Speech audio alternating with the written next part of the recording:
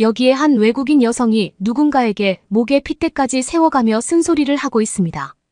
그 소리를 들은 여성은 이내 화를 내는 여성을 무시한 채 어디론가 가버리고 마는데요. 대체 이 여성들은 무슨 일이 있었길래 큰 소리를 내고 있던 것일까요? 그리고 어디론가 가버린 여성은 과연 어디로 간 걸까요? 안녕하세요. 저는 이탈리아에 사는 로페즈라고 합니다. 이탈리아에는 이민자와 혼혈이 많지만 저와 저희 가족 중에는 혼혈이 없어요. 또 친구들 중에서도 혼혈이나 다른 인종의 사람들이 없죠. 간혹 그런 저를 보면 인종차별주의자라서 이탈리아인이나 백인들이랑만 어울린다라고 말하는 사람들도 있지만 이렇게 말하면 정말 억울합니다. 저에게는 정말 기회가 없었어요. 저와 마음 맞는 사람들이 우연히 백인일 뿐이었는데 자꾸만 인종차별주의자라는 이야기를 들으니 억울해서 이야기해보았습니다. 제가 이 얘기를 꺼낸 데는 다른 이유도 있어요. 제가 얼마나 아시아권 문화에 대해 무지했는지를 언급하고 싶어서죠. 요즘 이탈리아 소도시 여행이 유행을 하고 있던데 가장 유명한 관광 소도시로는 이탈리아의 밀라노가 있습니다. 저는 밀라노에서도 차를 타고 한참을 들어가야 하는 자그마한 시골 동네에서 나고 자랐어요. 저와 함께 놀던 친구들은 언젠간 로마에 가서 살 거라며 의욕을 불태웠지만 저는 아니었습니다.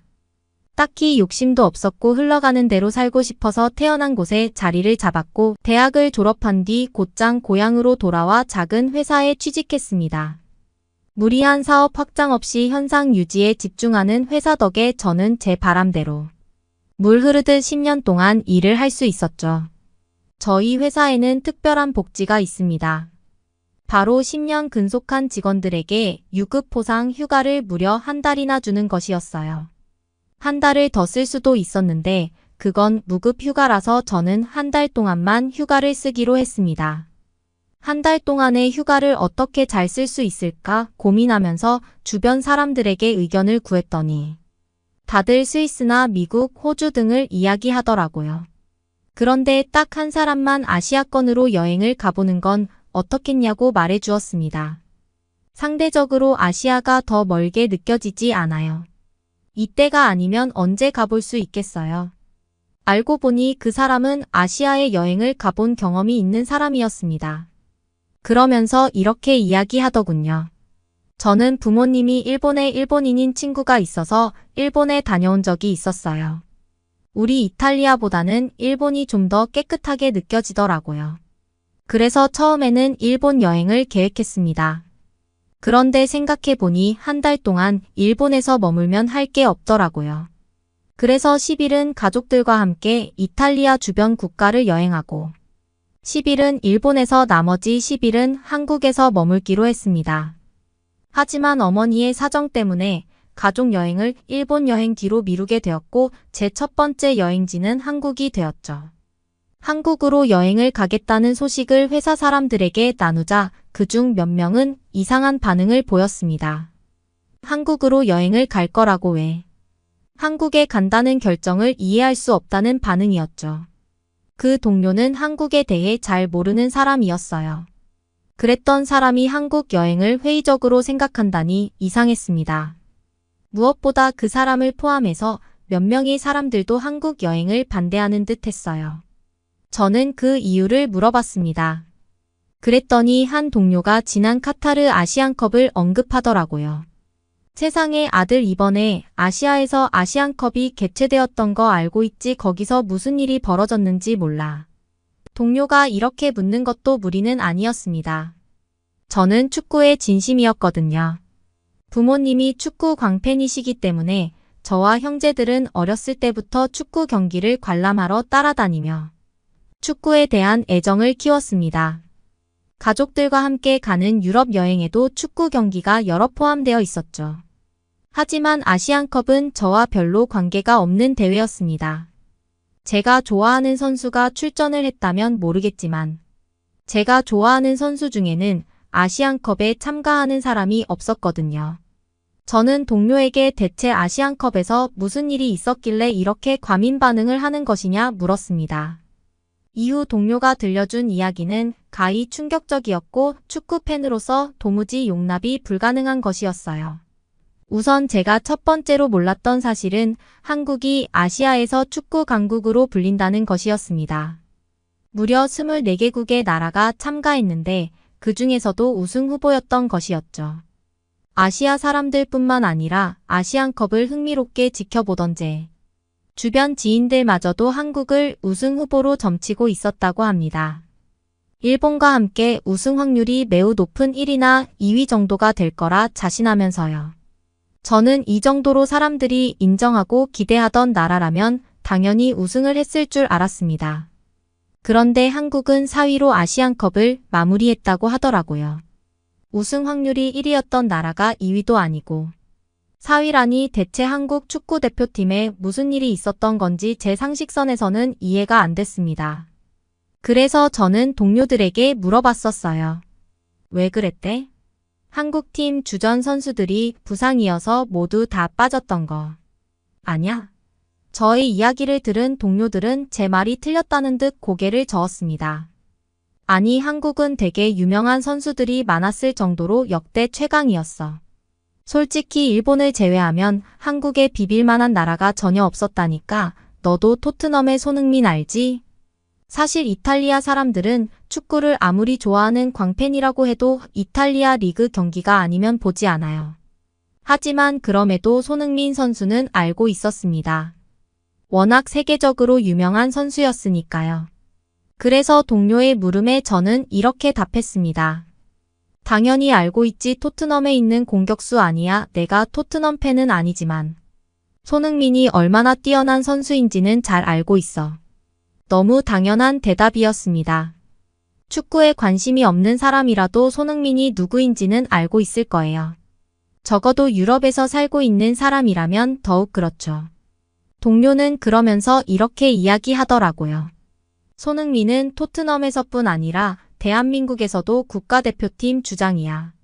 그리고 한국에는 손흥민을 중심으로 대단한 유럽파 선수들이 많아. 축구의 진심인 집안에서 태어나고 잘한 사람의 눈으로 보자면 모두 다 뛰어난 기량을 가진 선수들이었어요. 한국 선수들의 축구 영상에서 보였던 기량들을 보고 나니 동남아 팀들이 즐비한 아시안컵에서 한국의 우승 실패가 더더욱 이해되지 않았습니다. 이 정도 선수층이라면 월드컵에서도 좋은 성적을 기대해 볼 수 있지 않을까라는 생각이 들 정도였으니까요. 순간 이런 생각도 들었습니다. 그리고 동료에게 말했죠. 한국 선수들 구성이 화려해서 한국 사람들도 이번에 아시안컵 우승에 대한 기대를 많이 했겠는데. 동료는 고개를 격하게 끄덕이면서 만약 한국이 이번 아시안컵에서 우승을 했다면 그건 64년 만의 일이라고 말했습니다. 나중에 제가 알아본 바에 따르면 1956년, 1960년 두 번에 걸쳐 우승을 하고 그 이후에는 좋은 성적을 거둔 적이 없더라고요. 모두가 한국의 우승을 점치고 있는 상황. 사상 최고의 전력을 가진 한국인들은 분명 온 마음을 다해 우승을 기대했겠죠. 그 기대감이 부서졌을 때의 상실감을 저는 축구 팬으로서 100번 이해할 수 있었습니다. 저는 답답해졌어요. 그래서 동료에게 선수들이 대거 부상당한 게 아니라면 도대체 왜 우승을 하지 못한 거냐라고 물어봤죠. 그랬더니 동료는 정말 믿기 힘든 이야기를 하기 시작했습니다. 대표팀 선수단 내부에서 싸움이 있었대. 그것도 아시안컵 4강전이 있기 바로 전날 저녁에 다툰 거래. 그럼 그것 때문에 경기에서 지게 된 거야? 그것도 분명 영향이 있긴 한 것 같은데. 감독 문제도 그랬고 여하튼 나도 자세히는 모르겠지만 문제가 많은 나라 같더라. 처음엔 이해가 되지 않았습니다. 20대 초반에서 많으면 30대 초반에 혈기왕성한 남자들이 모여 있는 곳이 축구 세계니까요. 다툼이 생길 수밖에 없는 상황이라고 생각합니다. 경기 중에 예민한 컨디션이라면 더더욱이요. 이 생각을 들은 동료는 한국 대표단의 문제를 단순한 다툼이라 치부할 수는 없다고 말했습니다. 그건 그 정도 수준을 넘어선 거라면서요. 그러더니 한 가지 사진을 보여주었는데 그건 경기를 뛰고 있는 손흥민의 손에 깁스가 되어 있는 사진이었어요. 그리고 그의 손가락은 같은 팀 선수인 이강인과의 싸움에서 부러진 것이었죠. 그런데 한 가지 궁금한 점이 또 생기더라고요. 이강인 선수가 선배를 향해 몹쓸 짓을 한 거나 한국 감독 문제가 있는 거나 한국이 64년 만에 기회를 놓친 것이 제가 한국에 여행 가면 안 되는 이유가 될 수는 없으니까요. 이 물음에 동료는 이렇게 답했습니다. 나는 이번 계기로 한국인에게 매우 실망했어. 뉴스에 온통 폭행이란 단어가 나오고 한국의 축구협회의 비리와 고발 소통도 잘 안 돼서 국민들이 분노하기도 하고 이것만 봐도 한국의 시민의식이 얼마나 형편없는지 알만하지 않아. 그런데 한국을 가겠다고 나라면 절대 가지 않을 거야. 어느 정도 납득이 되는 말이었어요. 한국을 잘 모르지만 후배가 선배한테 손을 올리고 온갖 비리들과 비상식적인 내용들이 뉴스에 이렇게 많이 나오는 걸 보면 절대 이상적인 국가의 성숙한 모습이 아니니까요. 원래도 별로 관심이 없는 나라였는데 이런 이야기까지 듣고 나니 굳이 한국으로 여행을 가야 하나. 다른 나라들도 많은데 여행지를 바꿀까라는 생각을 하게 되더라고요. 그런데 제가 한국으로 여행 간다는 소식을 들은 아버지가 자신도 같이 가면 안 되겠냐고 말씀하셨습니다. 이런 부탁은 잘 안 하시는 분이었는데 꼭 한번 가보고 싶었다고 말씀하시기에 사정상 어머니 없이 아버지만 모시고 한국으로 가게 되었어요. 아버지가 한국에 가보고 싶다고 하신 이유는 TV에서 우연히 본 이탈리아인의 한국 여행 방송 때문이었습니다. 거기서 본 고즈넉한 분위기를 경험해보고 싶다는 것이었죠. 평생 시골 동네에서 살았으면서 왜 여행마저 시골로 가려고 하시는지 이해가 되지 않았는데 한국의 시골은 고향과 다른 매력이 있을 것 같다는 말에 그러려니 하며 한국행 비행기를 탔습니다. 한국에 도착한 뒤엔 놀라움의 연속이었어요. 여행을 준비하면서 한국이 기술적으로 많이 발전한 나라라는 것을 알게 되었지만 솔직히 이 정도일 줄은 몰랐습니다. 일단 눈에 보이는 시설 전부 최고였어요. 저는 굉장히 계획적인 성격이라 공항에서 서울 도심으로 한 번에 이동할 수 있다는 기차가 있다는 걸 알자마자 기차 시간표 타는 방법 등을 알아보았는데요. 한국에 도착하고 보니 그 방법을 미리 안 알아봐도 됐겠더라고요. 저는 너무나 손쉽고 간편하게 서울 도심 한가운데로 접근할 수 있었습니다. 숙소에 도착하는 내내 아버지와 저는 입이 마르도록 한국의 시설을 칭찬했어요. 아버지는 저보다 더 감격한 듯 했습니다. 너 혹시 아빠가 왜 로마에서 공부를 마치고 로마 중심지에서 다녔던 회사까지 그만두고 시골로 돌아갔었는지 알고 있니? 글쎄요. 그냥 아빠가 고향이 그리우셨던 거 아니에요? 아버지는 감격에 찬 목소리로 말씀하셨습니다. 내가 살았을 때의 로마라는 도시는 냄새나고 더럽고 지하철에는 낙서가 가득했어. 다른 나라 사람들의 환상 속에 있는 그곳이 얼마나 지저분한지. 아버지의 말에는 과장이 없었습니다. 다른 나라 사람들이 이탈리아 로마의 어떤 이미지를 가지고 있는지 너무나 잘 알고 있어요. 그런데 현실은 많이 다릅니다. 길거리에 개들의 대소변이 널려 있고 대변 때문에 날파리들이 날아다니죠. 이탈리아에 있는 강도 깨끗하지 않아요. 예술가들의 낭만이 있다는 밀라노 역시도 소매치기가 기승을 부립니다. 아버지는 큰 도시라면 당연히 그럴 거라고 생각했다 합니다. 그래서 우연히 TV에서 봤던 한국 시골 동네를 보고 한국을 가면 시골을 꼭 보고 싶었던 것이고 사실 서울로 지금 온 것은 제가 원하기 때문이었다고 했죠. 그런데 한국의 대도시 서울은 로마와 전혀 달랐습니다. 엄청나게 높은 빌딩들이 즐비했지만 도시는 청결해 보였고 사람들의 표정도 밝아 보였습니다. 그런데 호텔에 도착하자마자 저와 아버지는 혼란에 빠졌어요. 호텔 로비에서 싸움이 난 것이었죠. 두 무리가 서로 멱살을 잡고 고래고래 소리를 지르며 싸우고 있는데 호텔 직원들과 보안 요원들이 모두 뛰쳐나왔음에도 상황은 쉽게 진화될 것 같지 않았습니다. 저는 경제 선진국으로서 주변 환경은 아름답게 만들 수 있어도 시민의식은 돈으로 살 수 없다는 것을 깨달았어요. 그리고 동료에게 여행 전에 들었던 한국 아시안컵 이야기를 떠올렸죠. 당장 다음 날부터 여행을 해야 하는데 이런 나라에서 아버지와 함께 안전히 여행을 마칠 수 있는 걸까 걱정도 되더라고요. 그리고 다음 날 저는 아버지와 함께 이곳저곳을 구경했습니다. 관광객들이 많은 곳들로 다녀서인지 별일은 없었죠. 안심하며 청계천이라는 곳을 보러 갔는데 계단에서 내려오시던 아버지가 그만 다리를 삐끗하고 말았습니다. 아버지는 제 바로 앞에서 고꾸라졌고 다리를 부여잡은 채 소리 없는 비명을 질렀어요. 서둘러 아버지의 바지를 걷어봤는데 뼈가 부러진 것 같았어요. 순간 머리가 하얘졌습니다. 이탈리아도 아니고 한국에서 말도 한마디 안 통하는 곳에서 다친 아버지를 어떻게 해야 할지 모르겠더라고요. 한국에서 위급한 상황이 발생했을 때 어떻게 해야 하는지. 적어둔 메모를 찾으려던 그때 멀리서 누군가가 급하게 뛰어왔습니다. 저보다 왜소한 체격의 여자였는데 그 사람은 아버지의 상태를 서둘러 살폈어요. 영어로 저에게 어떻게 된 상황이냐 물으면서요. 여자가 아버지를 살피는 동안 어느새 곁으로 다가온 한 남자는 어딘가로 전화를 걸었습니다. 그리고는 제게 구급차를 불렀으니 너무 걱정하지 말라는 말까지 해주었죠. 여자는 매우 능숙한 손길로 응급처치를 했는데 이 한국인 여자는 주변에 있는 사람들에게 이것저것을 요구하는 듯 했습니다. 손발이 딱딱 떨어지게 움직이길래 저는 처음엔 그들이 일행인 줄 알았습니다. 그런데 아니었어요. 구급차가 와서 아버지를 태우자마자 한 곳에 모여 있던 사람들은 제가 인사를 할 겨를도 없이 흩어졌어요. 정신이 하나도 없었습니다. 여행 시작 첫날부터 아버지의 다리는 부러졌지 한국의 병원은 복잡하지 의사와 간호사가 뭐라고 말하는지 하나도 모르겠더라고요. 사실 저는 유럽인이지만 영어에 능통하지 않았거든요.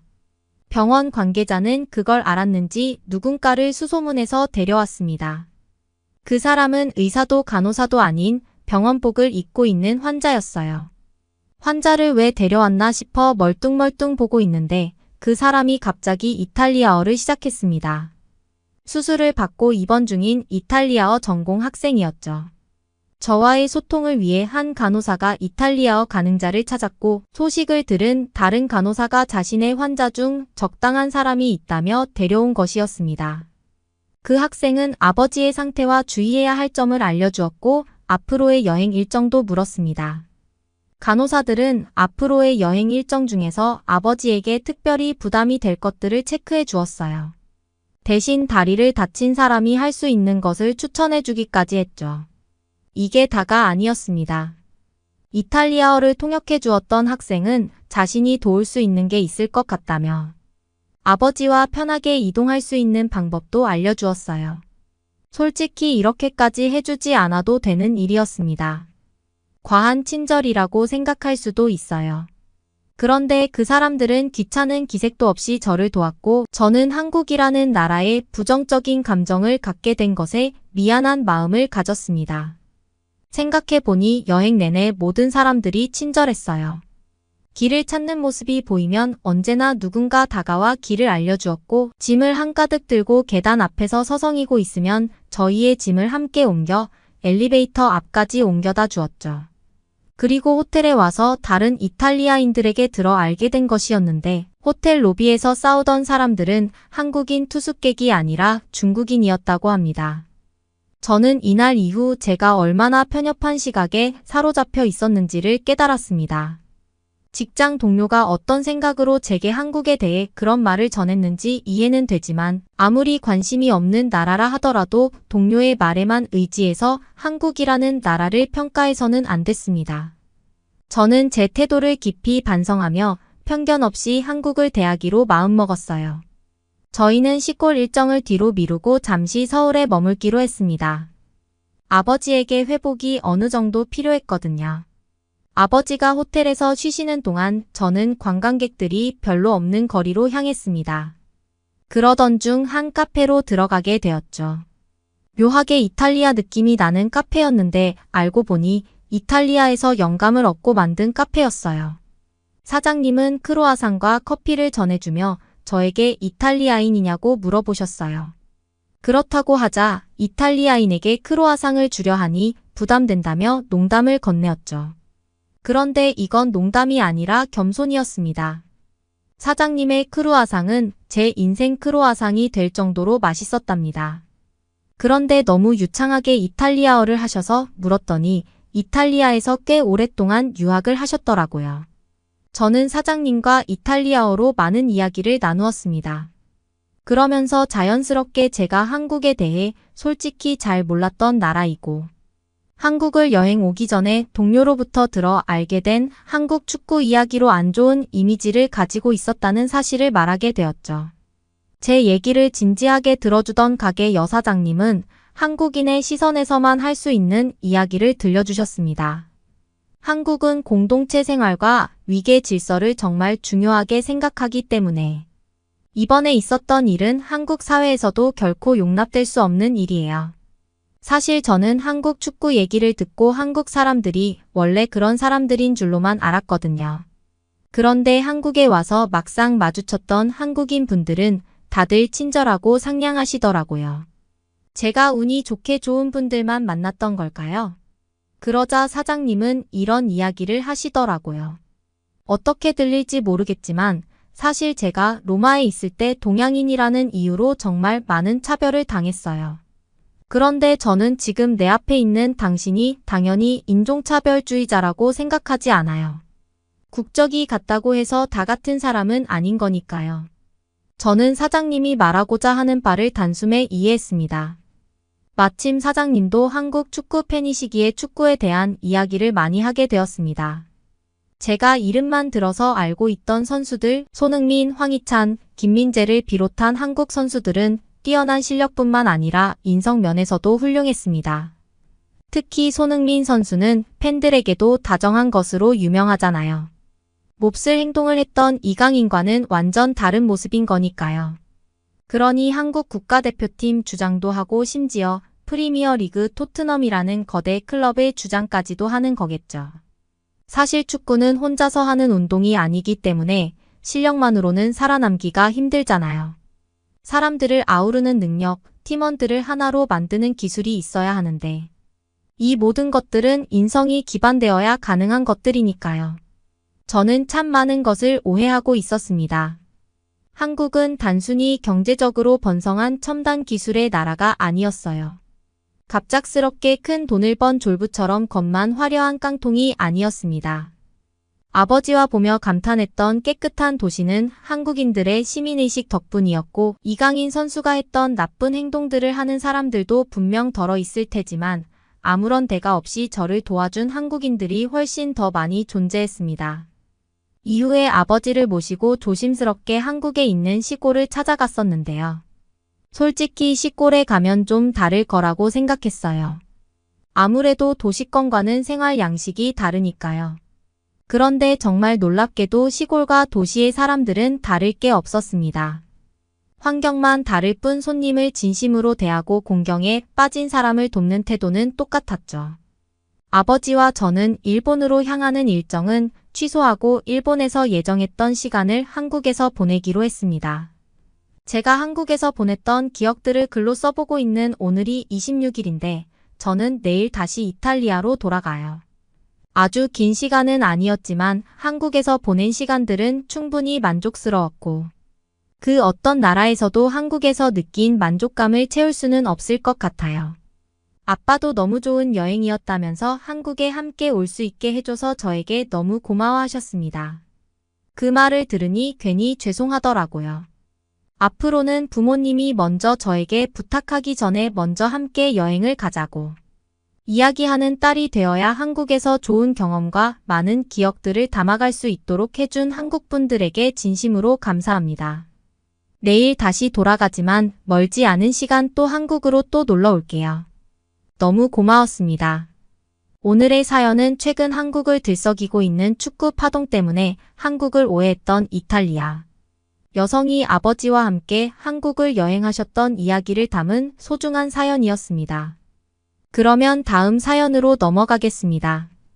너희 들었어. 이번에 케임브리지는 한국으로 수학여행을 간다는데. 정말 요즘 한국 수학여행이 대세인가 봐. 우리는 어디로 가지? 영국 명문 옥스포드대 강의실 한켠에서 각국에서 온 학생들이 어디로 수학여행을 갈지 고민 중에 있는데요.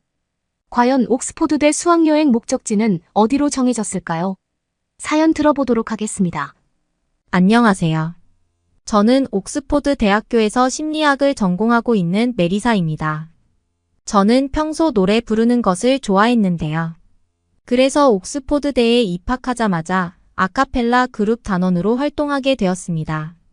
저희 아카펠라 그룹은 1958년 결성된 66년 전통의 아카펠라 그룹입니다. 재즈, 블루스, 해외팝, 락앤롤 등 다양한 장르의 음악을 선보이고 있어요. 그리고 영국 전체 대학들 가운데 가장 오래된 아카펠라 그룹이기도 하지요. 뿐만 아니라 영국 내에 현존하는 아카펠라 그룹 중에서 두 번째로 오래된 역사를 가진 그룹이기도 합니다. 옥스포드대는 세계 각국의 수재들이 모이는 곳이기 때문에 아카펠라 멤버들은 한인 교포 3명을 포함해 여러 국적의 학생들로 이루어져 있어요. 테너, 바리톤, 베이스를 기초로 30여 명의 단원들이 활동하고 있습니다. 저희 그룹 자랑을 조금 해보면 영국과 체코, 프랑스, 오스트리아 등 다수의 해외 공연 이력을 보유하고 있어요. 그런데 얼마 전 저희 팀원들은 해마다 진행되는 해외 투어 공연 겸 수학 여행지를 두고 고민이 많습니다. 아직 목적지를 정하지 못하고 있기 때문이죠. 최근 영국의 명문 중고등학교와 대학교에서 한국으로 수학여행 가는 것이 유행처럼 번지고 있는 분위기거든요. 배움과 휴가를 합친 신조어 런케이션 차원의 여행이 학생들 사이에 입소문이 나면서 한국으로 수학여행을 떠나는 일이 많아지게 된 거예요. 저희 옥스포드 아카펠라 멤버들은 해마다 해외 투어 공연, 장소 겸 수학여행지를 멤버들이 모인 가운데 투표로 결정하고 있는데요. 보통은 만장일치로 유럽이나 영국과 가까운 국가로 가는 경우가 많은데 이번에는 분위기가 조금 달랐습니다. 몇 차례 회의를 통해 한국과 일본 두 개의 나라로 의견이 좁혀졌습니다. 대부분의 단원들이 케임브리지와 마찬가지로 한국으로 가길 희망했어요. 하지만 유독 3명의 친구들이 일본을 고집하고 있었습니다. 한 친구는 일본인이었는데요. 한국은 아직 전쟁 중인 나라라 불안하고 치안이 좋지 않다는 것을 강조했습니다. 반면 일본은 길거리가 청결하고 모든 면에서 빠르게 선진화된 곳이기 때문에 한국을 갈 바에야 일본으로 가는 것이 맞다는 것이었습니다. 한국 수학여행을 반대하는 또 한 친구는 일본 오타쿠 기질이 있어서 무조건 일본으로 가고 싶다고 했습니다. 아카펠라 멤버들은 3명의 멤버들 말에 할 말을 잃었습니다. 제가 알기로 현재 일본은 후쿠시마산 쌀로 만든 음식 문제라든가 원전수 방류로 문제가 심각하다고 들었는데 당당하게 선진화를 이야기하다니 어이가 없었죠. 정말 뻔뻔한 거 아닌가요? 모두들 침묵하고 있을 때 프랑스 출신 단원 한 명이 나서서 단호한 어조로 의견을 말하게 되었는데요. 올해는 우크라이나와 러시아 전쟁으로 인해 많은 사람들이 희생되어 평화와 화합을 주제로 해외 공연 컨셉을 정한 것이 아닌가요? 그렇다면 한국으로 가는 것이 맞다고 생각해요. 특히 한국 비무장지대 DMZ를 방문해서 남북 통일을 염원하고 평화를 위해 공연하는 것이 큰 의미가 있지 않을까 생각합니다. 모두들 그의 말에 고개를 끄덕였죠. 분위기가 한국으로 기울자 일본을 주장했던 친구들은 불만 섞인 표정이었지만 이내 수긍할 수밖에 없었습니다. 이번 수학여행의 주제는 평화와 화합이었기 때문에 처음부터 한국이 최종 목적지로 정해진 거나 다름이 없었어요. 한국으로 수학여행지가 결정되자 단원들 표정에는 설레임으로 가득해 보였습니다. 기존의 한류는 K-팝과 K-드라마 등 콘텐츠에만 집중된 면이 있었지만 갈수록 K-푸드와 한국 전통문화에 관심을 갖는 영국 MZ세대들이 많아지고 있기 때문에 이번 여행이 기대가 큰 것이 사실이었죠. 심지어 일부 친구들은 한국 문화에 대한 관심이 높아서 별도로 한국어를 배우고 있는 경우도 있었어요. 저희 아카펠라 멤버들은 한국행을 결정지은 다음 날부터 공연 프로그램을 준비했어요.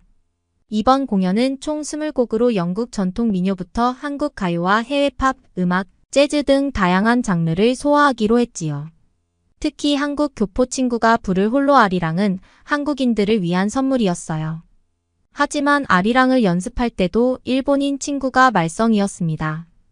우리가 그동안 해왔던 장르와 무관하며 한국인만을 위한 곡을 준비하는 건 다른 국적의 친구들을 불편하게 하는 일이라는 거였죠.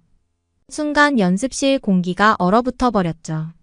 오히려 한국인 친구는 아리랑을 부르지 않아도 괜찮으니 다 함께 부를 수 있는 곡으로 정해보자며 썰렁한 분위기를 바꿔보려고 노력했습니다.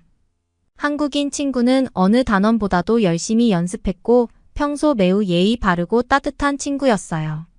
그래서 멤버들 모두 일본 친구의 일방적인 행동이 더 불편했던 것 같아요. 이때 그룹 단장이 더 이상 못 참겠다는 표정으로 이미 정해진 공연 프로그램은 바꿀 수 없으며 한국에서 공연하는 만큼 그 나라 음악의 한 장르를 표현하는 것은 우리에게 의미 있는 일이라고 못을 박아버렸습니다. 아무도 나서서 반박할 수 없었습니다. 우리는 대한민국 평택과 파주, 제주 투어 공연을 계획하고 한국행 비행기에 탑승했습니다. 대부분의 친구들은 한국 문화 체험과 공연에 대한 기대로 들뜬 표정이었습니다. 단 한 친구만 빼고 말이죠. 일본인들은 왜 한국인들에게 피해를 주지 못해 안달일까요? 괜찮은 척하면서 한국인들이 잘하는 모습을 보면 트집을 잡기 일쑤이고 은근히 한국을 무시하는 발언도 서슴지 않았습니다. 옥스포드대 출신이라는 것이 창피할 지경이었어요. 겉으로 보기에는 친절하고 상냥하게 보이지만 안 보이는 곳에 칼을 숨긴 사람들 같다는 생각이 들었습니다. 저는 긴 비행 시간을 대비해 넷플릭스에서 한국 드라마 더글로리를 다운받아 두었어요. 비행기에서 보기 시작한 드라마는 중간에 끊을 수 없을 만큼 강한 몰입감을 선사했습니다. 저는 최근에 나온 한국 드라마는 거의 시청했는데요. 한국은 멜로, 액션, 코미디, 심지어 예능까지 모든 장르가 기승전결이 분명해서 정말 재미있어요. 스토리가 탄탄하고 배우들 연기력이 굉장해요. 괜히 콘텐츠 강국이라는 별명이 붙은 게 아니라니까요. 비행시간 내내 한국 드라마에 푹 빠져 주인공이 된 저는 두 눈이 빨갛게 충혈되어 인천공항에 도착했습니다. 옆좌석 친구가 제 눈이 빨갛게 충혈된 것을 보고 토끼 같다고 놀려댔죠.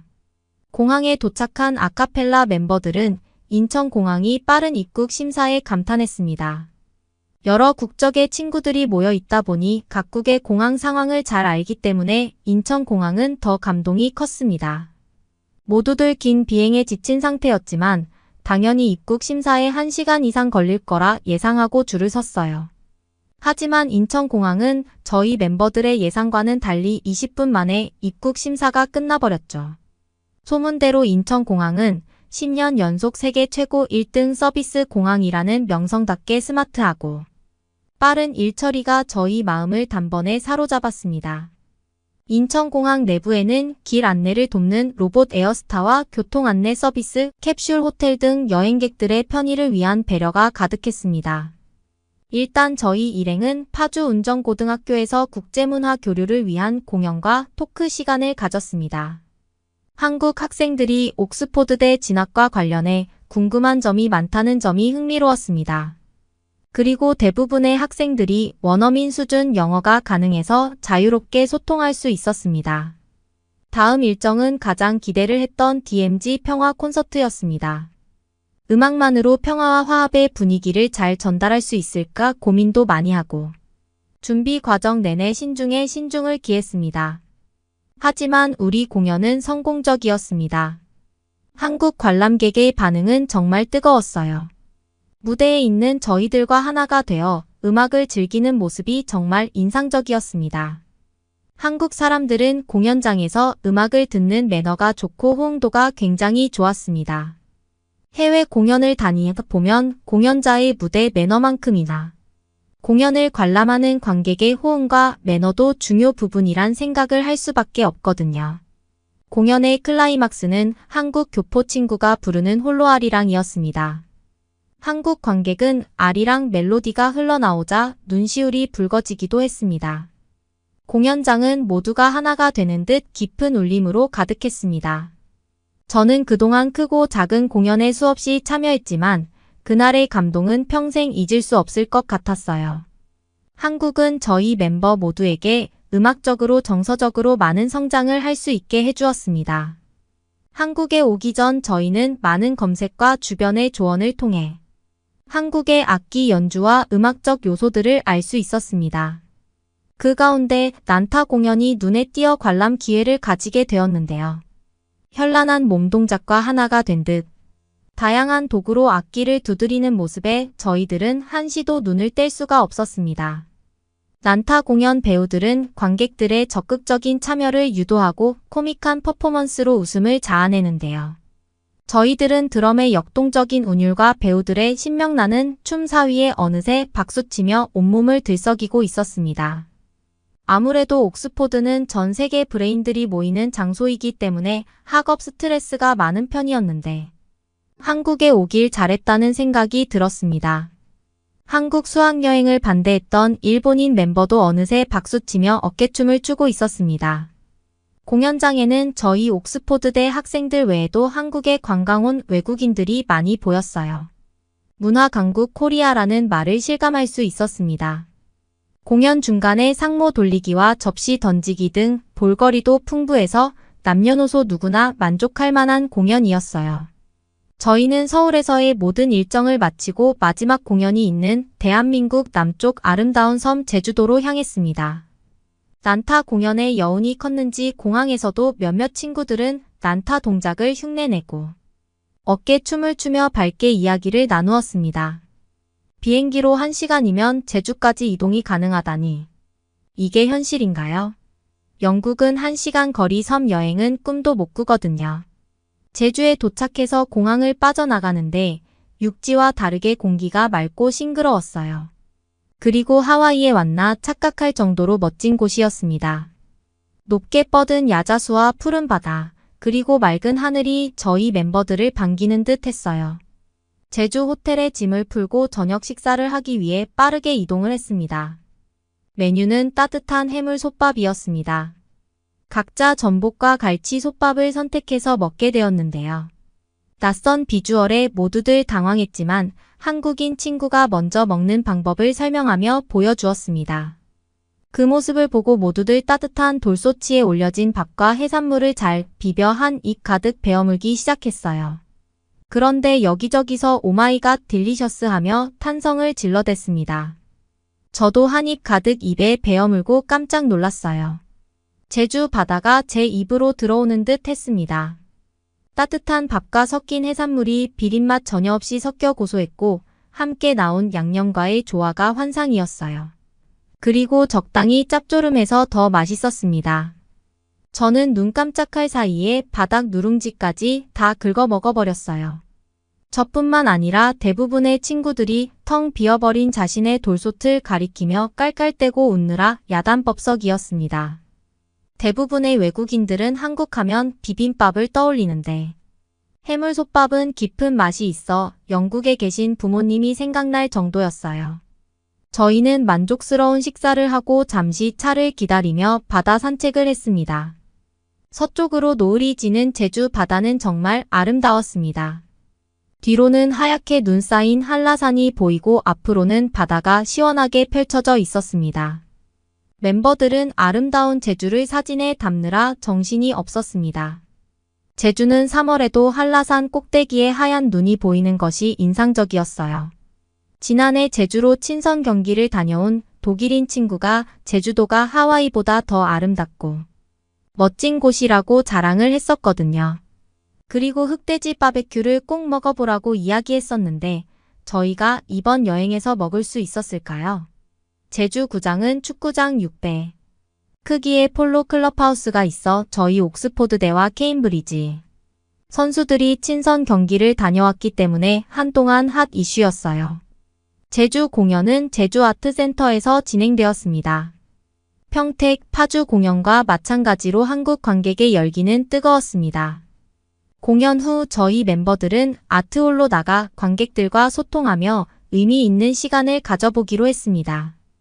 아트홀로 발걸음을 옮긴 그때 갑자기 10살이 조금 안 돼 보이는 한국인 꼬마 숙녀가 저에게 다가왔습니다. 서툰 영어로 저희 공연이 아름다웠다며 두 손 엄지를 치켜들며 최고였다고 칭찬해 주었습니다. 저는 어린 친구의 수줍은 고백에 밝게 웃으며 함께 사진을 찍었어요. 아이와 함께 온 한국인 여성은 진정성 있는 선율과 하모니에 감동받았다며 여러분 덕분에 메마른 가슴이 촉촉해졌다고 공연 소감을 전했어요. 순간 귀한 선물을 받은 듯 가슴이 뜨거워졌습니다. 아마도 저희 모든 아카펠라 멤버들이 이런 순간들 때문에 하나가 되어 공연을 할 수 있는 게 아닐까 생각하게 되었어요. 한국 사람들은 공연 관람 매너만 좋은 게 아니었습니다. 공연을 진지하게 관람하고 그 감동을 자유롭게 표현하는 능력이 탁월했어요. 공연 이후 우리는 좀 더 한국적인 것을 경험하고 싶어졌습니다. 모두들 한국 전통 문화를 통해 음악적 영감을 얻고 싶은 마음이 더 컸던 것 같아요. 적극적인 소통 덕분에 다행히 한국 가이드 소개로 한국 사물놀이 공연을 감상하고 교류할 수 있는 기회가 주어졌습니다. 저희는 서둘러 사물놀이를 감상할 공연장으로 이동했습니다. 자연을 담은 사물놀이 장구와 진 꽹과리북으로 신명나게 공연하는 모습을 보고 있자니 몸이 들썩였습니다. 공연을 보면서 흥을 빼면 한국을 제대로 이해할 수 없겠구나 생각했습니다. 그때 이탈리아 친구가 넘치는 흥을 주체 못하고 뛰쳐나가 어깨를 들썩이며 춤을 추기 시작했습니다. 그러자 사물놀이 관계자분이 사물 중 하나를 이탈리아 친구에게 건네주었고 그 친구는 한 몸이 된 듯 사물을 두드리며 춤을 췄습니다. 그 모습에 당황한 저희들은 배를 움켜쥐며 웃어댔고 신나게 손뼉치며 그 시간을 즐겼습니다. 사물놀이 공연이 끝나고 다 함께 원을 그리며 앉아 각자 관심 가는 악기를 선택해서 연주하고 교류하는 시간을 가질 수 있었습니다. 덩기덕쿵덕쿵 사물놀이 관계자의 말을 따라하며 서툰 몸짓으로 악기를 연주해 보았습니다. 그분들은 멤버 한 사람씩 살피며 상냥하게 악기 다루는 법을 가르쳐 주었는데요. 저희는 아카펠라 특성상 목소리를 통해 하모니를 만들고 악기를 사용하지 않기 때문에 더욱 특별한 시간이었습니다. 특히 저는 사물놀이 악기 가운데 장구에 관심이 갔습니다. 얇은 장구채를 양손에 쥐고 구령에 맞춰 장단을 맞추는 것이 흥미로웠어요. 관계자 말에 의하면 왼손은 북편, 오른손은 채편을 들고 연주하는 건데 악기의 반주 역할을 한다고 설명해 주더라고요. 비교적 간단한 세마치 장단과 국거리, 장단을 연주하는데 보기보다 어려웠어요. 몸과 마음이 따로 움직여서 얼마나 당황하며 웃었는지 모르겠어요. 저는 평소 웃음이 많지 않고 과묵한 편인데 한국에 와서 큰 소리로 얼마나 많이 웃으며 한국에서의 시간들을 즐겼는지 모르겠습니다. 한국이 흥 많고 따뜻한 정서가 저와 잘 맞는 것 같았어요. 저희들은 각자 선택한 사물들을 1시간 정도 연습하고 국거리 장단 대표 한국 민요 닐리리아를 연주해 보기로 했어요. 가장 잘 연주한 사람에게 사물놀이 측에서 선물을 준다는 말에 모두들 진지한 표정이었습니다. 누가 옥스포드대 학생들이 아니랄까 봐 은근 승부욕이 발동한 거죠. 저는 처음 듣는 리듬이라 입으로 관계자의 말을 따라하며 열심히 장구채를 두드렸어요. 덩기덕쿵 더러러 쿵기덕쿵 더러러 제가 제대로 기억하고 있는 게 맞겠죠? 수십 번 입으로 말하며 장구를 두드리니 점차 따로 놀던 장구 박자가 맞기 시작하더라고요. 신기해서 기세를 몰아 쉬지 않고 반복했습니다. 시간이 지나고 닐리리아를 사물놀이팀과 함께 합주하는데 여기저기 서툰 연주에 불협화음이 나기는 했지만 한마음으로 연주하고 나니 진땀이 났습니다. 연주가 끝나고 모두들 승부욕은 잊고 끝까지 해냈다는 생각에 브라보를 외치고 박수치며 환호했어요. 정말 행복했습니다. 모두들 숙소에 돌아와 한국에서 경험한 에피소드를 얘기 나누고 한국의 아름다움을 찍은 사진들을 공유했습니다. 이번 일로 방학이 되면 한국으로 여행을 오겠다는 친구들이 많아졌습니다. 저도 그 친구들 가운데 하나지만요. 다음에는 이번에 먹어보지 못했던 제주 흑돼지 바베큐와 한국 길거리 음식들을 먹어보고 싶어요. 영국 MZ세대들 사이에 떡볶이, 김밥, 꽈배기, 핫도그 등 한국 분식이 인기가 많거든요. 그래서 말인데 한국의 전통 문화를 체험하기 좋은 지역이나 음식들이 있을까요? 저는 평소 전공하는 학과 특성상 심리학 책을 읽고 사유하는 취미가 있는데요. 이제는 한국어를 공부하고 한국 문화를 찾아 체험하는 새 취미가 생겨버린 것 같아요. 흥 많고 친절한 한국 사람들에게 푹 빠져버렸답니다. 좋은 정보 있으면 많이 가르쳐 주세요. 옥스포드대 아카펠라 멤버들과 함께 한국으로 수학여행 다녀온 이야기는 여기까지입니다. 저의 긴 사연 들어주셔서 감사합니다. 그러면 다음 사연을 들려드리겠습니다. 여러분은 문화재를 왜 보호해야 하는지 알고 계신가요? 우리나라 사람들에게 물어보면 10중 8구는 문화유산은 소중한 것이고 보호해야 하는 것이라고 대답하는데요. 하지만 왜 보호해야 하는지 그 이유를 묻는다면 누구든 우물쭈물하며 생각의 시간이 필요할 것입니다. 왜냐하면 문화유산을 보호하는 것은 당연한 것이기 때문에 그 이유를 생각해 본 적이 없어서죠. 세계화가 이루어지고 있는 오늘날에 와서는 우리가 아껴왔던 이 문화재들도 외국인들과 함께 공유하는 시대에 접어들었는데요. 외국인들은 우리들의 문화유산을 보며 우리 민족이 얼마나 뛰어났는가를 피부로 느끼고 간접적으로 과거와 소통을 시도한다고 합니다. 오늘 소개해드릴 사연은 경복궁을 방문했던 캐나다 여성의 사연인데요. 경복궁은 외국인들이 가장 많이 찾는 관광지 중 하나로 캐나다의 역사보다도 500년이나 빠른 문화유산인데요. 과연 그녀에게는 무슨 일이 있었을까요? 함께 살펴보겠습니다. 캐나다 여성의 사연입니다. 안녕하세요. 저는 요즘 한국의 사극 드라마에 푹 빠져 헤어나오지 못하고 있는 한 캐나다인 크리스입니다. 갑자기 무슨 사극 드라마냐고 할 수 있겠네요. 제가 어쩌다 한국의 사극에 빠지게 되었냐면 서울에 있는 경복궁에 갔다 온 뒤 한국의 옛 문화에 반해버리고 말았기 때문이죠. 경복궁은 어떻게 가게 됐냐면 일단 제가 역사를 전공하는 학생입니다. 크게 아시아의 역사에 대해서 공부하고 있던 중이었죠. 하지만 처음부터 한국에 관심을 가졌던 것은 아니었어요. 주로 몽골 쪽에 관심이 있었습니다. 그런데 근대로 갈수록 대한민국의 역사 흐름이 제 눈길을 사로잡더군요. 작은 나라에서 굉장히 규모가 큰 전쟁이 작게 치러졌던 것은 물론 그 이후에 놀랍게도 대한민국은 100년도 되지 않아 어마어마한 경제 및 국가 성장을 이루었다는 사실이 말이죠. 다들 알다시피 지금 대한민국의 위상은 전 세계적으로 유명하지 않나요? 그런데 전 그러한 화려한 모습 뒤에 이러한 어두운 부분이 존재하는 줄 몰랐었거든요. 역사학도로서 이런 역사의 맥락이 매우 흥미롭게 다가왔죠. 같은 학과에는 한국을 유독 좋아하는 동기가 한 명 있었습니다. 저는 한국의 역사적인 유적지로 여행을 가보고 싶은 마음이 있었는데 혼자 가기는 싫었어요. 그래서 그 친구를 설득하게 되었죠. 다행히 친구는 흔쾌히 좋다고 했고 그렇게 저는 친구와 함께 한국 여행을 떠나게 되었답니다. 생각해보니 중국이나 일본은 몇 번 갔던 것 같은데 한국을 한 번도 여행해 본 적이 없더라고요. 너무 기대되고 설렜었죠. 처음에는 삼국시대 유적물을 보고자 하는 마음의 경주라는 지방으로 떠났습니다. 그런데 서대문 형무소나 여러 궁궐의 모습을 보려면 서울에 가야만 볼 수 있더라고요. 그래서 저는 친구와 함께 일정을 더 늘려서 서울로 떠나게 됐어요. 처음 본 경복궁의 모습은 아직도 기억에 선합니다. 가히 충격적이었거든요. 물론 나쁜 의미가 아닙니다. 경복궁은 완전 미쳤었죠. 도심 한가운데 위험있게 자리한 그 궁궐의 모습은 정말이지 아직도 잊히지가 않아요. 특히 도시와 고전의 신선한 조합이었죠. 하지만 전혀 잊을감이 들지 않고 그 둘이 조화를 이루는 모습이었어요. 게다가 입구에 서 있는 수문장들 덕분에 진짜 조선시대로 돌아간 것처럼 느낄 수 있었습니다. 이들은 시민들에게 조선시대 왕궁의 평상시 모습을 보여주기 위해 일하는 듯 보였죠. 저는 덕분에 진짜 조선시대 백성이 된 것처럼 느낄 수 있었고요.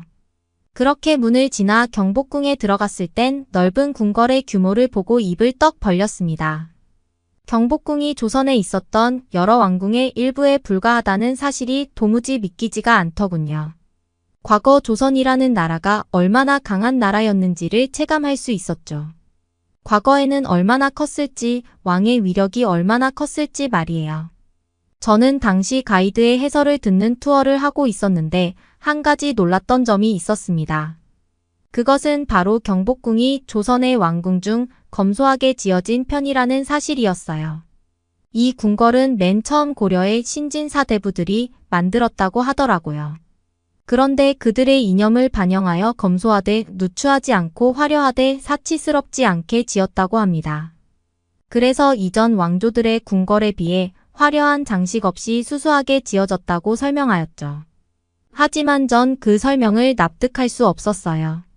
이렇게 크고 아름다운 궁궐이 수수한 수준으로 건축된 것이라는 사실을 믿을 수 없었죠.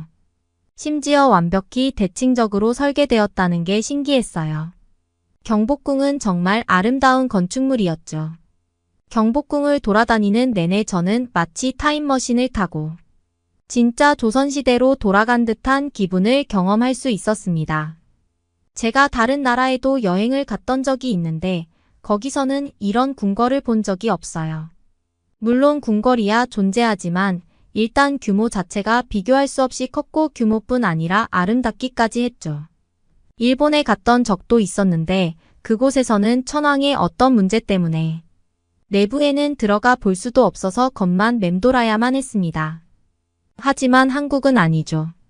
그리고 한국은 한국 궁궐만의 도도하고 고고한 아우라를 풍기는 것 같습니다.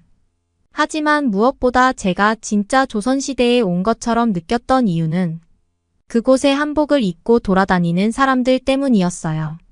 경복궁을 관람하는 사람들의 대다수가 한복을 입고 있었는데 그들은 마치 진짜 조선시대 사내와 여인들 같았죠. 그들을 보면서 저는 왜 한복 체험을 하지 않았나 자꾸 후회하게 되더라고요. 괜히 거추장스럽고 불편할 것 같아서 안 했는데 정말 후회스러웠어요. 그러던 도중이었습니다. 계속해서 감탄하면서 경복궁을 돌아다니고 있었어요.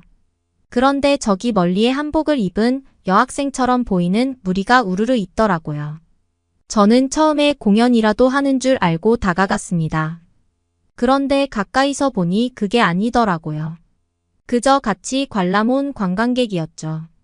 그래서 저는 뒤돌아 떠나려고 했습니다. 그런데 그때였죠.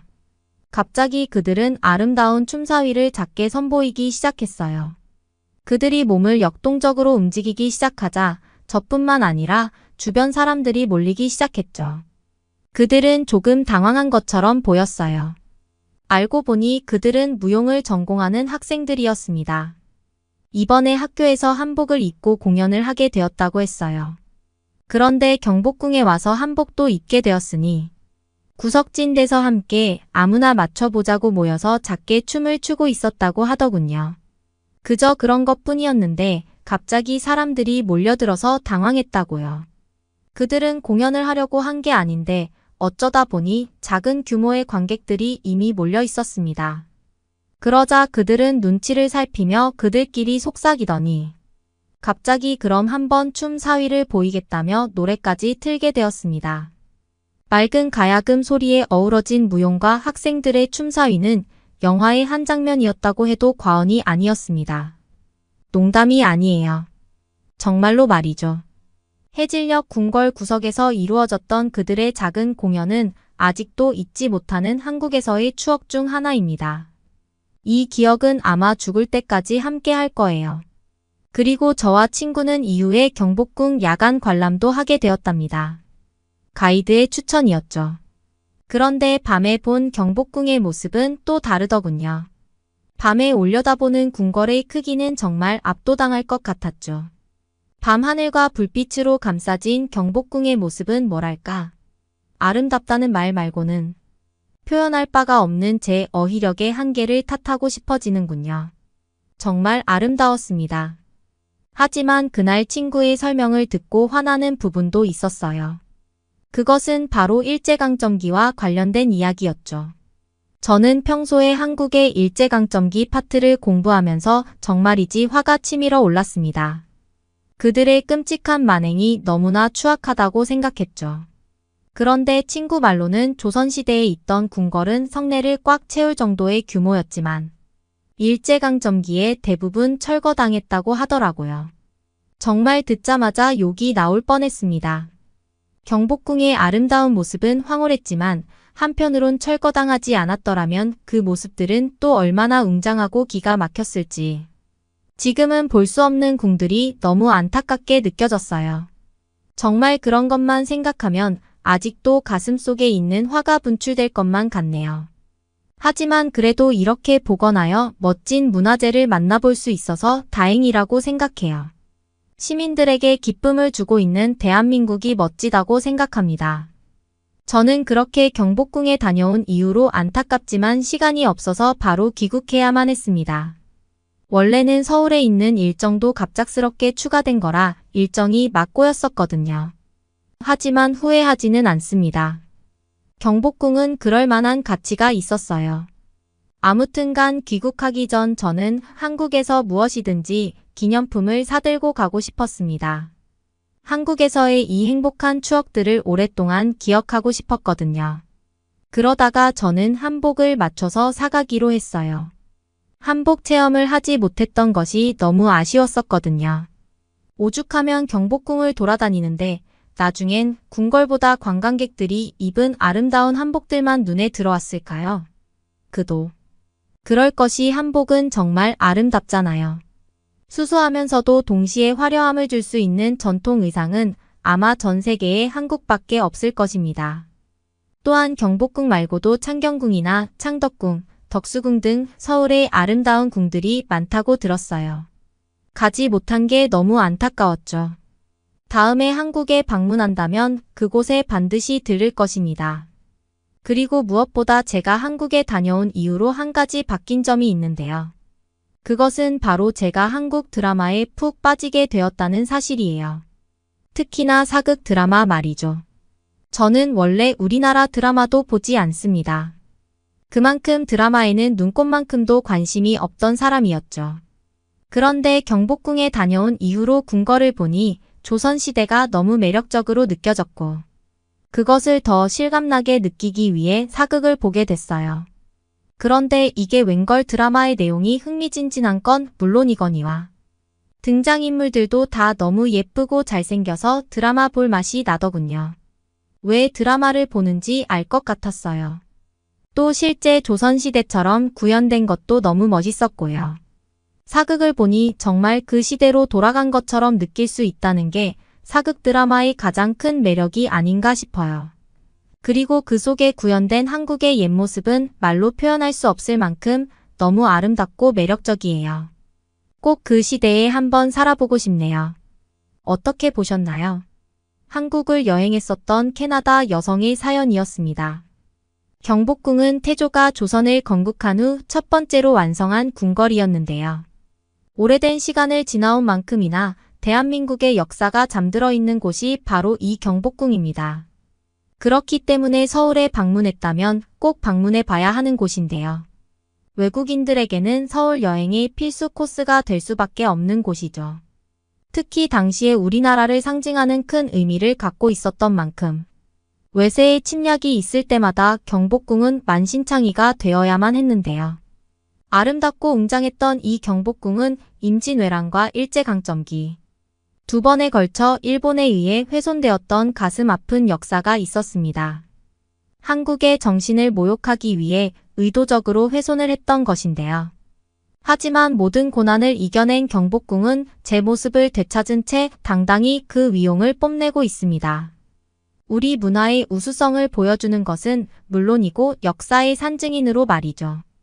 혹시 경복궁을 아직 방문해 보지 않으셨다면 한 번쯤은 꼭 방문해 보시길 추천드리겠습니다. 우리 민족의 긍지를 만끽하는 좋은 여행이 될 것입니다. 여러분은 어떻게 보셨나요? 응원과 격려의 한마디씩을 댓글로 남겨주시기 바랍니다. 사연자분들께 전달해 드리겠습니다. 실제 사연 제보를 받고 있습니다. 채택되신 분께는 작은 선물도 보내드리고 있습니다. 저희의 사연이 여러분의 하루의 작은 힘이 될 수 있었으면 좋겠습니다. 감동적인 사연을 주변 분들과 이야기 나눠보세요. 더욱더 좋은 영상으로 다시 찾아뵙겠습니다.